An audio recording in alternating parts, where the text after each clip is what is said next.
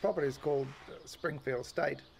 It was established in about 1850, and in the late 1800s and early 1900s it was split up, and it was 34,000 acres, quite a substantial unit, and now we are farming 326 hectares. I used to run the farm as a conventional cropping farm, and just in recent years we've changed over to running taking a biological approach to conventional farming, and we also now fatten lambs in the winter, and that ranges from between 6 and 10,000 lambs depending on the market. We grow a large amount of tall fescues for seed, we grow milling wheat, we grow feed wheat. We're now growing crops with substantial less nitrogen. Plants need nitrogen, there's no doubt about it. They need nutrients. The plant has the ability to, if you've got the soil cation exchange correct, and the biology in the soil has got the ability to receive 85% of its total nutrients from the air.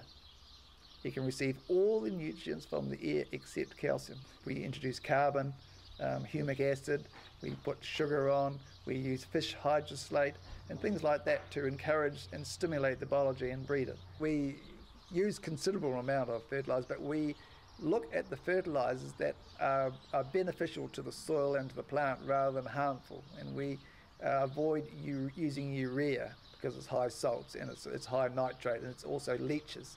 But we use monoammonium phosphate, we use rock phosphate, we use large amounts of calcium, we use magnesium sulfate, potassium sulfate. So we are still using large amounts of fertiliser, but we're just refining the process so that we're using less per hectare than we did before, but we're still using fertiliser, and you still have to get the soil, the cation exchange balance, and plants require nutrients to grow. So if you haven't got them in the soil naturally and you're not producing them, you have to supply them. Once we achieve the chemistry side of it, then that affects the physics of the soil. And by doing that, I mean, in other words, if you're applying lime and you've got a good calcium-magnesium ratio, that means the soil is fluctuated. That means the colloids of the soil are able to be expanded and free. And once you reduce compaction, then you allow oxygen to come in. And once you get oxygen in, then the soil starts to breathe. That's very important because soil microbes, like our single-celled, like humans, like animals, require oxygen, food and water.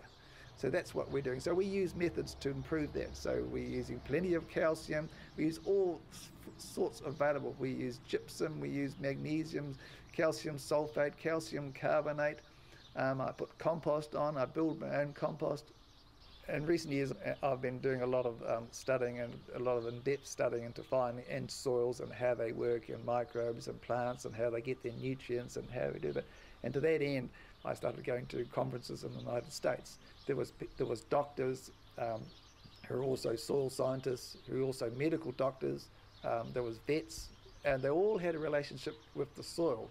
In fact, some of them, I believe, and one guy that is called Bruce Tanyo, he's regarded, like from other people, as a genius, and he gets called upon to solve all the major biological problems, or where there might be a plantation that's dying, and he gets asked to go and resolve it. And they've developed carbon fibre material in the States that is so hard now that you cannot actually bore holes in it, and he's been asked by NASA to actually find a way that he can actually bore holes so they can retain these plates on the heat shield on the Discovery. I'm also an agriculture pilot, and I've been involved in agriculture aviation since 1982. Now my son Duncan does majority of the flying, and in that field we do conventional top dressing, we do aerial spraying, we do a large amount now of suspension fertiliser. That's when we are mixing fine ground lime or fine ground RPR with biological products and are spraying on the land. If you're going to use an alternative to fungicides or an alternative to nitrogen, or not put any on, you have to supply an alternative. You can't go out there and with a potato crop and say, okay, we're not going to spray it with fungicide, because the chances are that it will get disease. So you have to supply an alternative to the fungicide. It's the same with nitrogen. All plants require nitrogen, and it will not grow without nitrogen. So by doing nothing, nothing will happen.